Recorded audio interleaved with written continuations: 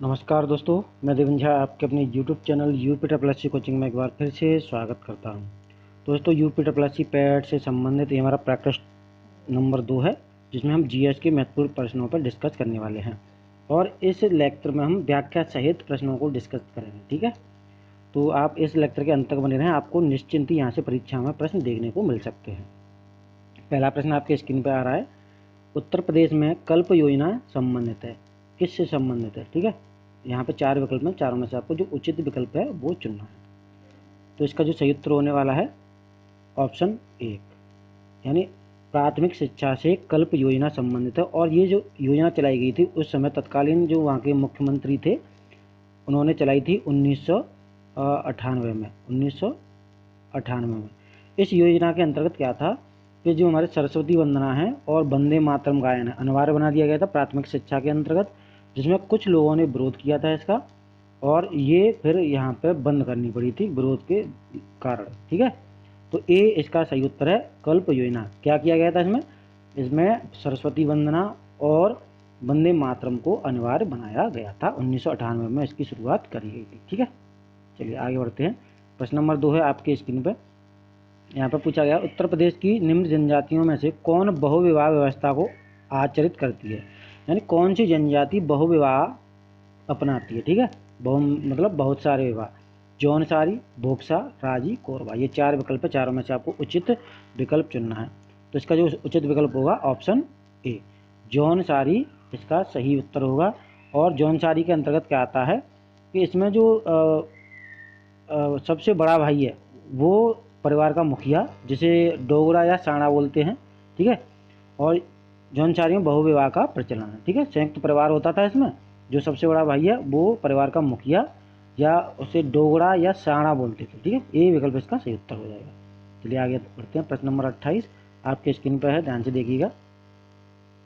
प्रश्न नंबर 28 कहता है, निम्न में से किस हड़प्पाकालीन स्थल से हल व टेराकोटा प्राप्त हुआ है? यानी हल और टेराकोटा कहाँ से प्राप्त हुआ है? ये 4 विकल्प हैं, चारों में से आपको उचित विकल्प लगाना है प्रश्न नंबर 28 के लिए। तो इसका जो सही उत्तर हो जाएगा बनावली। बनावली से हमें हड़प्पाकालीन हल और टेराकोटा प्राप्त हुआ है। ठीक है, और ये बनावली हरियाणा के हिसार जिले में है। हरियाणा के हिसार जिले में, ये आपको ध्यान रखना है। ठीक है, और ये इसकी खुदाई हुई थी 1973-74 में, रविंद्र सिंह बिष्ट के द्वारा इसकी खुदाई करवाई गई थी। 1973-74 में रविंद्र सिंह बिष्ट ने इसकी खुदाई करवाई थी। ठीक है, तो ये बी विकल्प इसका सही उत्तर हो जाएगा, बनावली। अगला प्रश्न है प्रश्न नंबर 29 आपके स्क्रीन पर। चीन यात्री सुंगयून ने भारत यात्रा की थी। सुंगयून ने कब भारत यात्रा की थी? ये 4 विकल्प हैं, चारों में से आपको उचित विकल्प लगाना है और सोच समझ के आपको लगाना है, क्योंकि यहाँ पे मैंने बहुत ही इम्पोर्टेंट प्रश्नों को लिया है। सही बच्चों से थोड़ा सा रिक्वेस्ट है, हमारे इस वीडियो को अपने मित्रों में जरूर शेयर करिएगा। ठीक है, तो इसका सही उत्तर हो जाएगा ऑप्शन ए, 1515 ईस्वी से 1520 ईस्वी में चीनी यात्री सुंगयून ने यात्रा की थी यहाँ की। और यहाँ पे 1518 ईस्वी में 1518 ईस्वी में क्या हुआ था, शिव यानी चित्तौड़गढ़ के स्तूपों की इसने यात्रा की थी और यहाँ पे उसने बहुत सारी जानकारी इकट्ठा की थी। और ये मध्य भारत में आया था ज़्यादातर, मध्य भारत में। ठीक है, तो ये ए विकल्प इसका सही उत्तर हो जाता है। चलिए आगे बढ़ते हैं। प्रश्न नंबर 30। प्रश्न नंबर 30 कहता है, किस प्रकार की भूमि को अप्रहत कहा जाता था? तो बिना जोती हुई जंगली भूमि, सिंचित भूमि, घने जंगल वाली भूमि, जोती हुई भूमि, ये 4 विकल्प हैं, चारों में से आपको उचित विकल्प लगाना है प्रश्न नंबर 30 के लिए। तो इसका सही उत्तर हो जाता है ऑप्शन ए। ठीक है, बिना अप्रहत कहा जाता था बिना जोती हुई जंगली भूमि को। और ये कब कहा जाता था? ये कहा जाता था गुप्त काल में। गुप्त काल में ये कहा जाता था बिना जोती हुई जंगली भूमि को अप्रहत। ठीक है, तो इसका ए विकल्प सही हो जाता है। चलिए आगे बढ़ते हैं अगले प्रश्न पर। अगला प्रश्न क्या कहता है, ओदंतपुर शिक्षा केंद्र निम्न में से किस राज्य में स्थित था? ओदंतपुर शिक्षा केंद्र इंपोर्टेंट है प्रश्न ये परीक्षा की दृष्टि से। ऑप्शन है हमारे पास बंगाल, बिहार, गुजरात, तमिलनाडु। सोच समझ के इसका उत्तर लगाना है।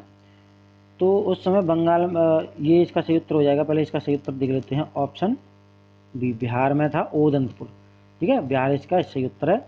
और यहाँ पे थोड़ा सा इसकी व्याख्या देख लेते हैं कि प्राचीन में 3 विश्वविद्यालय हुआ करते थे, नालंदा, उदंतपुर जो बिहार के शरीफ जिला में, और विक्रमशिला विश्वविद्यालय ये भागलपुर जिला बिहार में।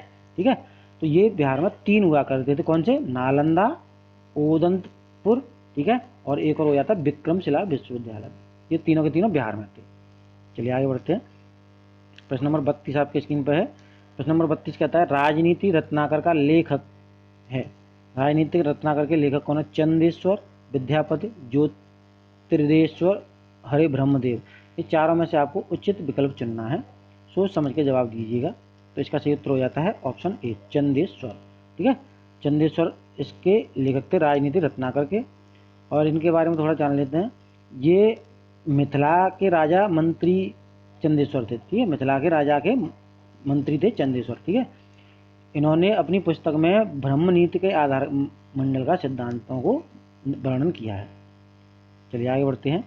अगला प्रश्न क्या कहता है, आपके स्क्रीन पर है प्रश्न नंबर 33। सभी बच्चों से रिक्वेस्ट है हमारे चैनल को सब्सक्राइब अवश्य कर लें, वीडियो को लाइक करें, अपने मित्रों में शेयर भी करें। बहमनी राज्य का संस्थापक कौन था? अलाउद्दीन हसन, फिरोज शाह, महमूद गवाह, आसफ खां। ये 4 विकल्प है, चारों में से आपको उचित विकल्प लगाना है प्रश्न नंबर 33 के लिए। तो बहमनी राज्य का जो संस्थापक था अलाउद्दीन हसन था। ठीक है, इसके बारे में थोड़ा सा जान लेते हैं कि 1347 ईस्वी में बहमनी राज्य की स्थापना हुई थी। और ये जो था अब्दुल हसन मुजफ्फर अलाउद्दीन बहमन शाह, इसका मूल नाम था हसन गंगू। ठीक है, अलाउद्दीन हसन का मूल नाम था हसन गंगू।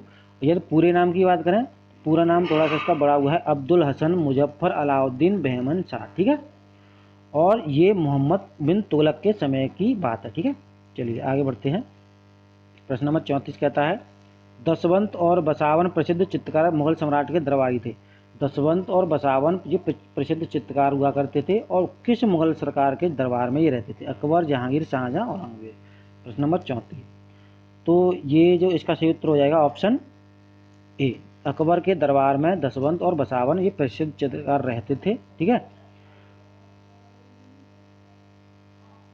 और यहाँ पे जो महान चित्रकार थे ये, और यहाँ पर दिया है मानसिक स्थिति असंतुलित हो जाने के कारण उसने 1584 ईस्वी में आत्महत्या कर ली थी। ठीक है, किसने? दशवंत ने। ठीक है, दशवंत ने, वो पागल हो गया था, दिवालिया हो गया था, पागल, तो उसने 1584 ईस्वी में आत्महत्या कर ली थी। चलिए आगे बढ़ते हैं अगले प्रश्न पर।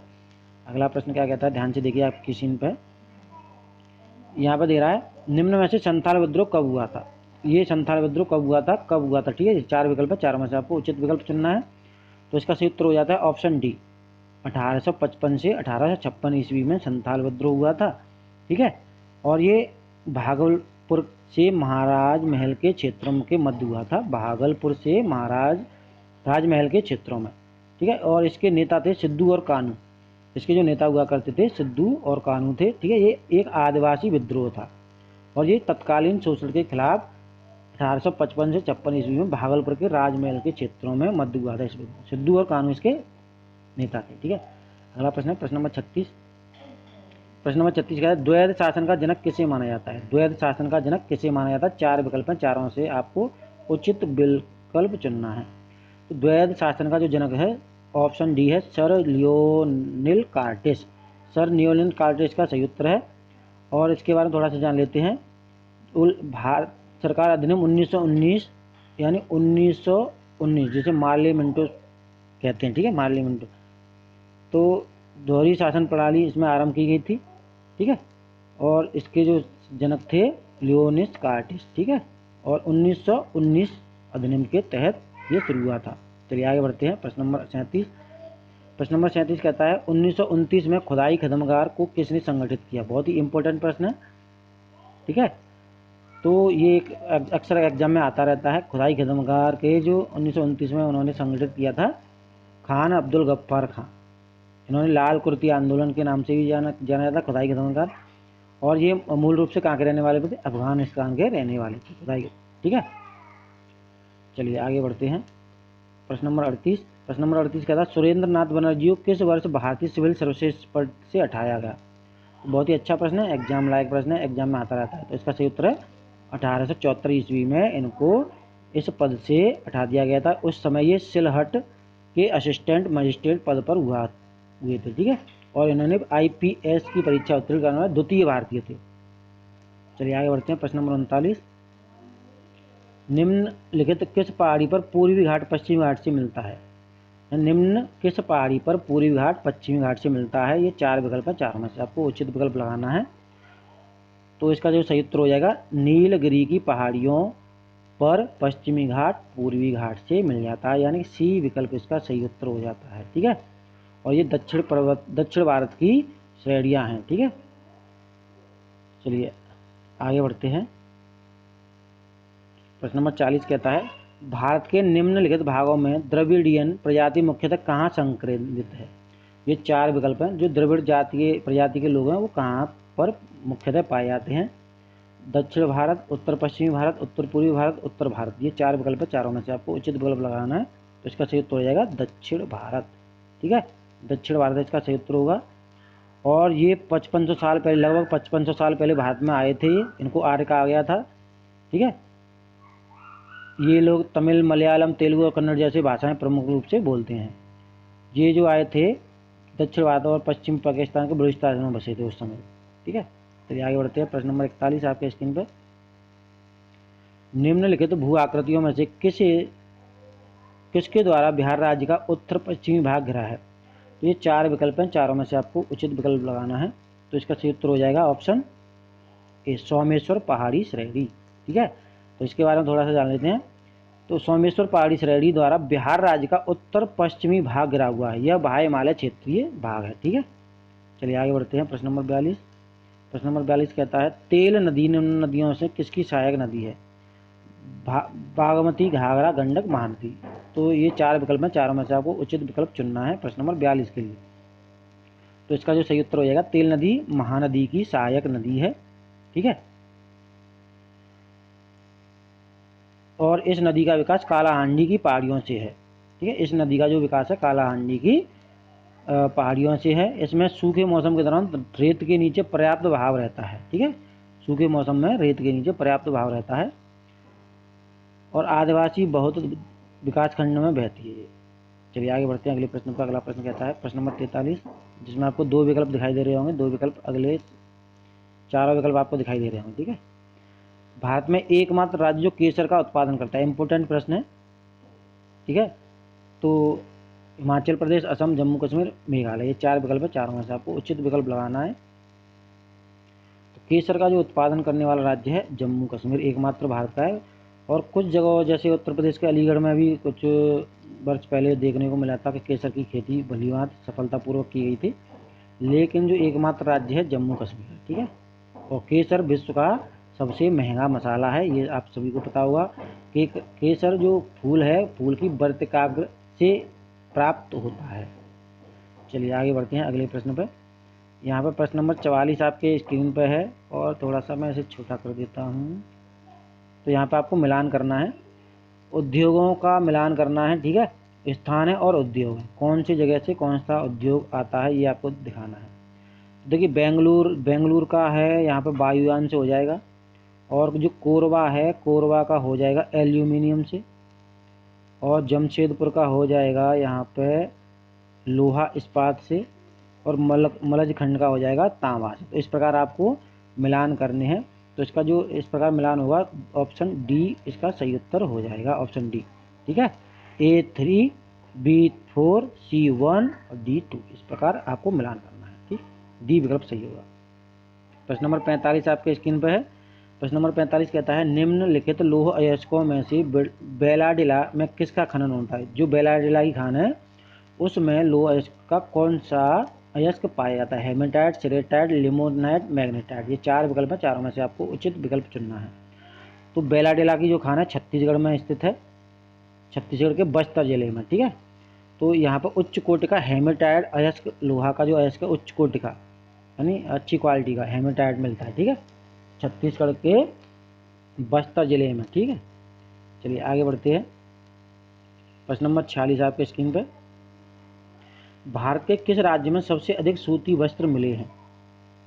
तो यहाँ पे सूती वस्त्र मिले, सूती वस्त्र की मील जो मील होते हैं ना, मील कारखाने, तो मध्य प्रदेश, महाराष्ट्र, गुजरात, पश्चिम बंगाल, ये 4 विकल्प हैं। चारों में से आपको उचित विकल्प लगाना है।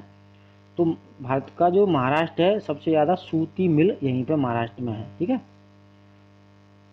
तो भारत का जो सबसे बड़ा उद्योग है रेलवे है। रेलवे के बाद सबसे जो अधिक रोजगार देने वाला है सूती वस्त्र उद्योग है, यहाँ सब सर्वाधिक मात्रा में।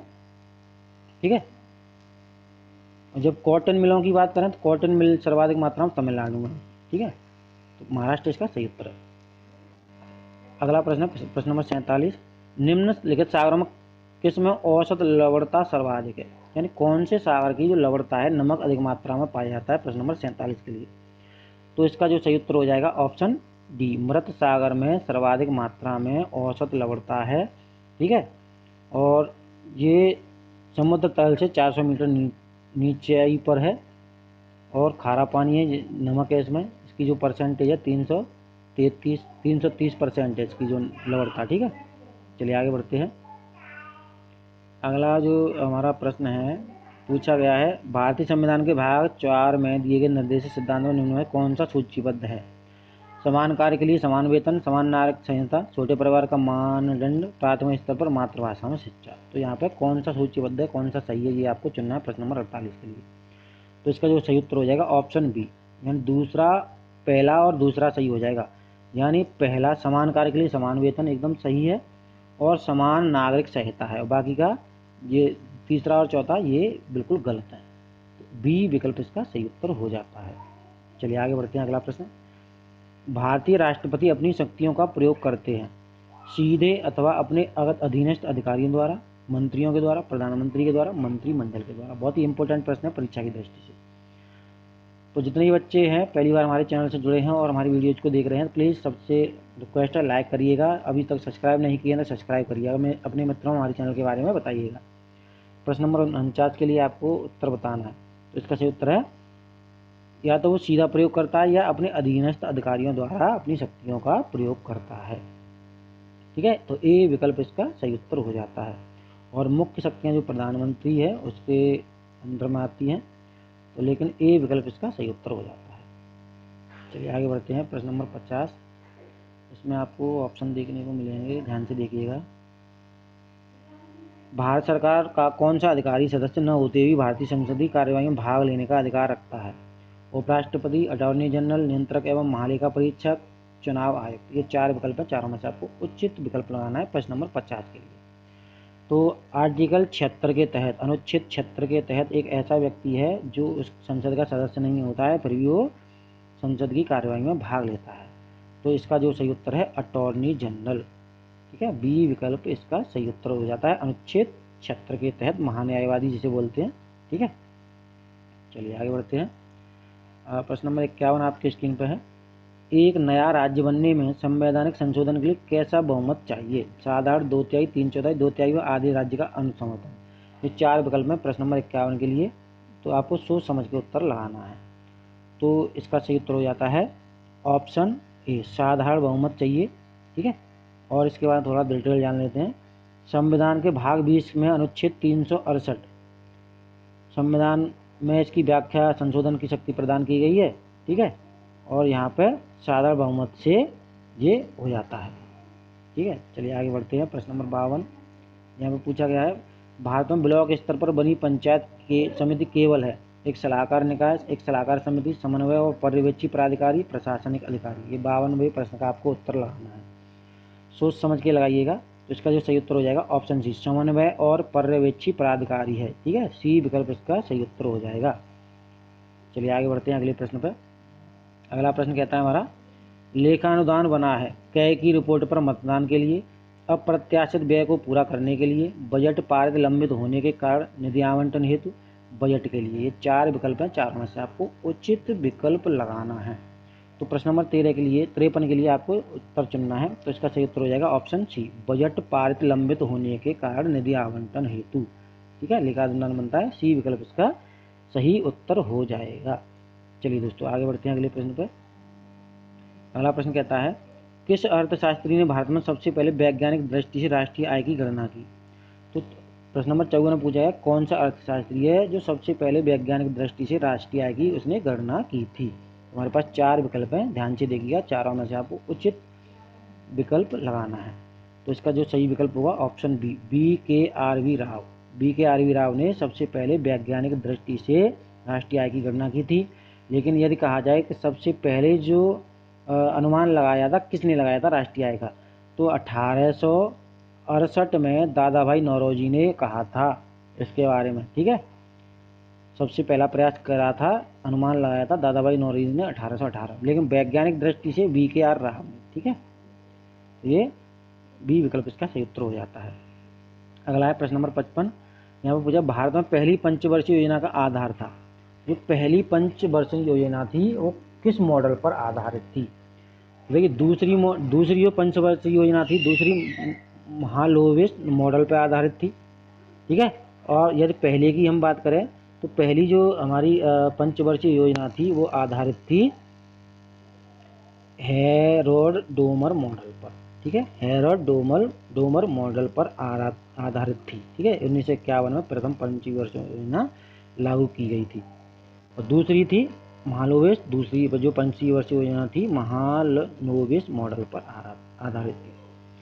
अगला है प्रश्न नंबर 56। बैंक दर का आशय है साहूकारों द्वारा ली जाने वाली ब्याज दर, अनुसूचित बैंकों द्वारा ली जाने वाली ब्याज दर, बैंकिंग संस्थान की लाभ दर, केंद्रीय बैंक द्वारा ली जाने वाली आधिकारिक ब्याज दर।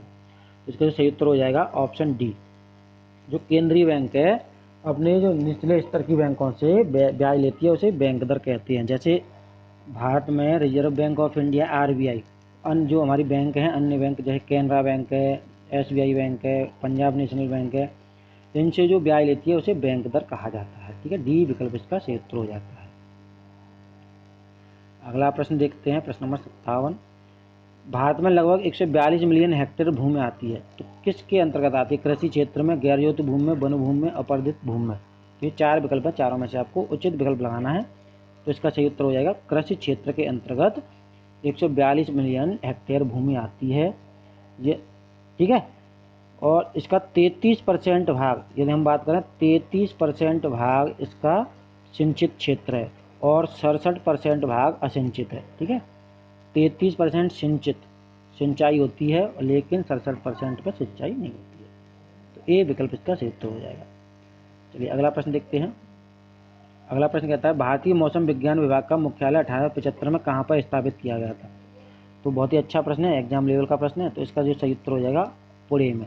भारतीय मौसम विज्ञान विभाग का मुख्यालय 1875 में पुणे में स्थापित किया गया था। ठीक है, सॉरी, ये जो यहाँ पर दिया गया ना 1875, इसकी जगह पे होना चाहिए 1875 की जगह पर 1975। ठीक है, 1875 की जगह पर 1975, ये 1875 यहाँ पर गलत लिखा हुआ है, तो ये क्या है 1975 होना चाहिए। ठीक है, चलिए आगे बढ़ते हैं। प्रश्न नंबर 59 यहाँ पर पूछा गया है सीड प्लॉट तकनीकी अपनाते हैं प्याज में, आलू में, गन्ने में, टमाटर में। तो ये 4 विकल्प है, चारों में से आपको उचित विकल्प चुनना है। सीड ब्लॉक तकनीक का प्रयोग कहाँ पर किया जाता है? तो सीड ब्लॉक तकनीक का प्रयोग आलू में किया जाता है। ठीक है, सीड ब्लॉक तकनीक का प्रयोग आलू में किया जाता है। तो बी विकल्प इसका सही उत्तर हो जाता है। प्रश्न नंबर 60। जैविक उर्वरकों का मुख्य कार्य क्या होता है? रासायनिक प्रक्रिया की वृद्धि करना, दैहिक क्रिया को बढ़ाना, जैविक क्रिया को बढ़ाना, प्रकाश संश्लेषण क्रिया को बढ़ाना। ये 4 विकल्प है, चारों में से आपको उचित विकल्प लगाना है प्रश्न नंबर 60 के लिए। तो इसका सही उत्तर हो जाता है जैविक क्रिया को बढ़ाना होता है, जैविक क्रिया को बढ़ाना, यानी सी विकल्प इसका सही उत्तर हो जाएगा। चलिए आगे बढ़ते हैं प्रश्न नंबर 61 में। प्रश्न नंबर 61 कहता है निम्न में से कौन सा नेटवर्क कनेक्शन इंटरनेट से कनेक्ट होने के लिए उपयुक्त नहीं है? TCP IP, dial up, INDC T1। ये 4 विकल्प है, चारों में से आपको उचित विकल्प चुनना है प्रश्न नंबर 61 के लिए। तो इसका जो सही उत्तर हो जाएगा ए हो जाएगा TCP IP। ठीक है, यह इंटरनेट की बेसिक कम्युनिकेशन लैंग्वेज होती है। ठीक है, इससे प्रोवाइड नेटवर्क के अंतर्गत कम्युनिकेशन प्रोटोकॉल के रूप में भी यूज किया जा सकता है। ये एक इंटरनेट की विधि नहीं होती है। ए विकल्प इसका सही उत्तर हो जाएगा। अगला जो प्रश्न है यहाँ पर पूछा गया है कंप्यूटर की वह मेमोरी जो CPU द्वारा प्रोसेसिंग करने के दौरान डाटा, इंस्ट्रक्शंस, इंटरमीडिएट रिजल्ट और इन्फॉर्मेशन होल्ड करती है, तो कौन सी मेमोरी होती है प्रश्न नंबर 62 के लिए? तो वो हमारी होती है प्राइमरी मेमोरी। बी विकल्प इसका सही उत्तर हो जाता है। ठीक है, चलिए आगे बढ़ते हैं। अगला प्रश्न कहता है शिवाजी के शासनकाल में चौथ क्या था। तो शिवाजी के शासनकाल में एक चौथ था, एक था सरदेशमुखी। ठीक है, एक था चौथ, एक था सरदेशमुखी। तो ये जो आय के मुख्य साधन थे, ये एक टैक्स थे शिवाजी के काल में। ठीक है, एक कर थे, एक टैक्स थे, चौथ और एक और था सरदेशमुखी। ठीक है, तो ये दोनों टैक्स थे उस समय पर, और ये टैक्स लगाए जाते थे। ये कर पड़ोसी राज्यों की सीमा और नगरों अथवा अपने प्राव के क्षेत्रों में नागरिकों से वसूल किए जाते थे। अगला प्रश्न है, यहाँ पर पूछा है किस पेशवा को पेशवा के इतिहास में नाना साहिब की तरह जाना जाता है। कौन सा ऐसा पेशवा था जो नाना साहिब की तरह जाना जाता है। बाजीराव प्रथम, बालाजी बाजीराव, माधोराव बाजीराव। ये चार विकल्प, चारों में से आपको उचित विकल्प बनाना है। इसका सही उत्तर हो जाएगा बालाजी बाजीराव को जाना जाता है। इनका कार्यकाल था 1740 से 61, 1740 से 1761 इनका कार्यकाल था। इनको नाना साहब के नाम से भी जाना जाता है। ठीक है, चलिए आगे बढ़ते हैं अगले प्रश्न पे। अगला प्रश्न आपका स्क्रीन पे है और थोड़ा सा देख लीजिए ध्यान से। ऑप्शन 1885 में भारतीय राष्ट्रीय कांग्रेस की स्थापना के समय गवर्नर जनरल कौन थे। बहुत ही अच्छा प्रश्न है। प्रश्न नंबर 65 के लिए लॉर्ड लिंटन को, लॉर्ड बेलेजली, लॉर्ड डफरिन, लॉर्ड सैलिसबरी। ये चार विकल्प है, चारों में से आपको उचित विकल्प बनाना है प्रश्न नंबर 65 के लिए। तो इसका सही उत्तर हो जाएगा लॉर्ड डफरिन। लॉर्ड डफरिन इसका सही उत्तर होगा। ठीक है, तो 28 भारतीय कांग्रेस की स्थापना 28 दिसंबर 1885 को हुई थी। इसके जो पहले अध्यक्ष थे बनर्जी थे। ठीक है, और इसकी जो स्थापना करी थी एक अंग्रेज था, स्कॉटलैंड निवासी था, A.O. ह्यूम, उसने की थी। ठीक है, चलिए आगे बढ़ते हैं। जारवा जनजाति के लोग जो हाल में चर्चा में रहे कहाँ के निवासी हैं। तो जारवा जनजाति कहाँ पे पाई जाती है, सीधा प्रश्न। जारवा जनजाति कहाँ पे पाई जाती है, कौन से राज्य में पाई जाती है। प्रश्न नंबर 66। तो जारवा जनजाति पाई जाती है अंडमान और निकोबार द्वीप समूह। ठीक है, चलिए आगे बढ़ते हैं। अगला प्रश्न हमारा, निम्न में से कौन सा समूह रेशे वाली फसलों से संबंधित है। यानी कौन सी फसल है जो रेशा देती है। ठीक है, जिससे रस्सी वगैरह बनाने के काम आता है, रेशा वाला। ठीक है, फसल होनी चाहिए।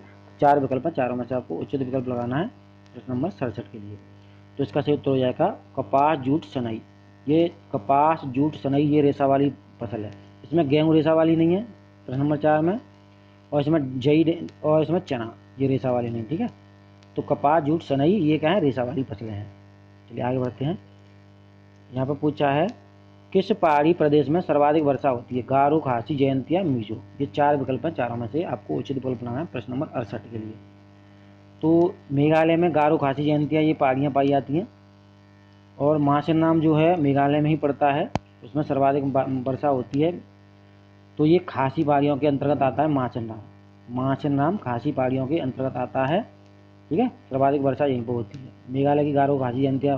ठीक है, प्रश्न नंबर 69 यहाँ पर पूछा गया है निम्न में से किस एक महाद्वीप में उसके संपूर्ण क्षेत्रफल में मैदानी भाग का सर्वाधिक प्रतिशत है। एशिया, यूरोप, उत्तरी अमेरिका, दक्षिणी अमेरिका। ये चार विकल्प हैं, चारों में से आपको उचित विकल्प चुनना है 69 के लिए। तो इसका सही उत्तर हो जाएगा ऑप्शन बी, यूरोप। ठीक है, यूरोप इसका सही उत्तर होगा। चलिए आगे बढ़ते हैं। प्रश्न नंबर 70, भारत का योजना आयोग एक है। तो भारत का जो योजना आयोग है जिसकी जगह पर नीति आयोग को बना दिया गया है, ये क्या था, राजनीतिक संस्था, गैर राजनीतिक संस्था, अर्ध राजनीतिक, वैधानिक संस्था। तो ये चार विकल्प हैं, चारों में से आपको उचित विकल्प लगाना है। तो इसका सही उत्तर हो जाएगा ऑप्शन बी, गैर राजनीतिक संस्था। यानी संविधान में इसका उल्लेख नहीं है, नीति आयोग का भी उल्लेख नहीं है। ठीक है, 71वां प्रश्न कहता है निम्न में से कौन सी पंचशील की शर्तों में नहीं थी। जो पंचशील की शर्तों में कौन सा इसमें विकल्प नहीं था प्रश्न नंबर 71 के लिए। तो पंचशील की शर्तें, ये विकल्प है एक दूसरे पर आक्रमण करना, ये नहीं था। ठीक है, ये शांति के लिए था, एक दूसरे के आंतरिक मामलों में हस्तक्षेप नहीं करना, एक दूसरे की स्वतंत्रता अखंडता की सम्मान करना, ये पंचशील में था। लेकिन एक दूसरे पर आक्रमण करना ये नहीं था प्रश्न 71 का। ये 72वां प्रश्न पूछता है